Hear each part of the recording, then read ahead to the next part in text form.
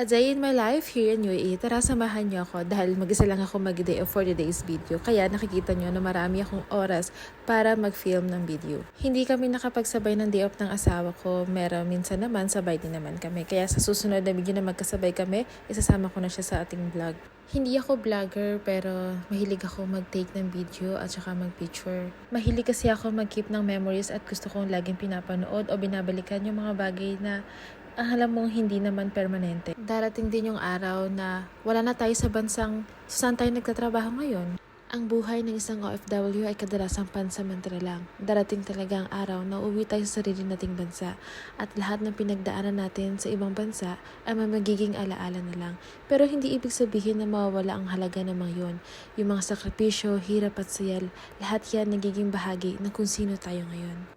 Ang pagkuha ng mga larawan at video paraan para hawakan ng mga sandaling lilipas din. Sa buhay OFW, ito ang nagiging tulay natin para balikan ng mga alaala, saya at sakripisyo. Balang araw uuwi tayo at ang mga kuwang ito ang magsisilbing kwento ng ating paglalakbay. Naging emotional tuloy yung pag-voice over ko kasi may naalala lang ako at minsan nalulungkot ako kapag may mga kakilala ko na malapit sa akin na alam kong uuwi na ng Pilipinas. 7 years na pala akong OFW dito sa UAE. Ang bilis ng panahon, hindi ko akalain na nakapitong taon na pala ako dito.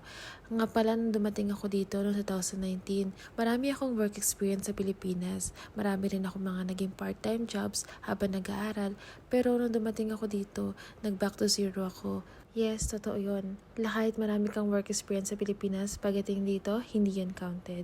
Dito, matututunan mo mas maging matyaga, mas maging masikap, at syempre kailangan mo talaga yung number 1 is yung pakikisama sa iba't ibang klase ng tao. Ito, hindi na siya mapakali kasi gusto niya matulog kami. Parang sira. Let's go! Aray, aray, aray! Oh, matulog na tayo, matulog na! Aray! Roro! Matulog. Aray! Shh! Enough! Sleep na. Oh, dito tayo sa kumot. Bilisan mo.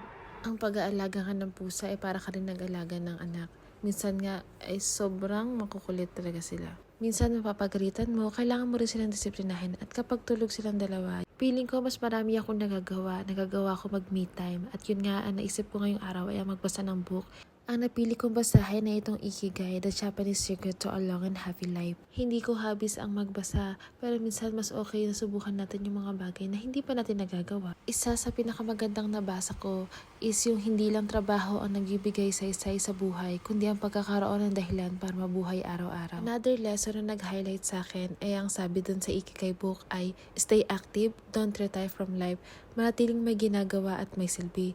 At yung sumunod naman ay slow down, hindi kailangan laging nagmamadali. Kayo, nahanap nyo na ba ang ikigai nyo? Minsan, kailangan natin hanapin ang ating purpose sa buhay. Freyan always trusts in Him. His plans are always better than ours. Even we don't understand the journey, everything is unfolding the way it's meant to be. Always find a way to live with a purpose. Even the small step forward can give meaning to your journey. Ang dami kong aral na natutunan dito sa pagbabasa ng Ikigai book. Ngayon, balik tayo dito sa workout ko.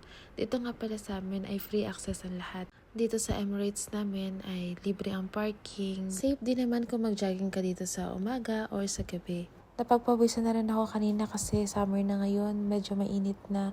Hindi pala medyo, talagang mainit na. Tapos uso pa yung lamok, kaya naisip ko na maglakad-lakad na ako ngayon habang may sunset pa. Punta na pala ako ng grocery kasi ganyan naman ako kapag nag-jogging sa labas. Dumidiretso agad ako sa grocery para bumili ng mga kailangan.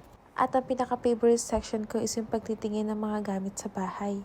Dito kasi napakamura ng mga anik-anik. Kaya minsan hindi mo namamalayan na naiipon mo na siya at yung iba ay na pwede mo nang ipadala sa Pilipinas. Bukod nga sa resibo ay ito rin na isa sa mga maiipon mo dito sa ibang bansa. Naghahanap ako ng rolling pin. Pinag-iisipan ko kung ito yung kukunin ko o yung single lang kasi nakaraan nagagawa ko ng empanada. Ang hirap mag-rolling dun sa may baso. At ito na nga yung nabudol sa atin. Hindi ko alam kung kakayanin kong maglakad pa uwi sa mga bitbit ko. Naka 119 nga tayo pero marami naman na tayong nabili. Ang kagandahan din para dito sa UAE ay every weekend meron silang mga sale. Kaya yun yung mga inaabangan namin kasi every week may mga sale. Salamat sa panonood. Sa uulitin ha. Bye bye!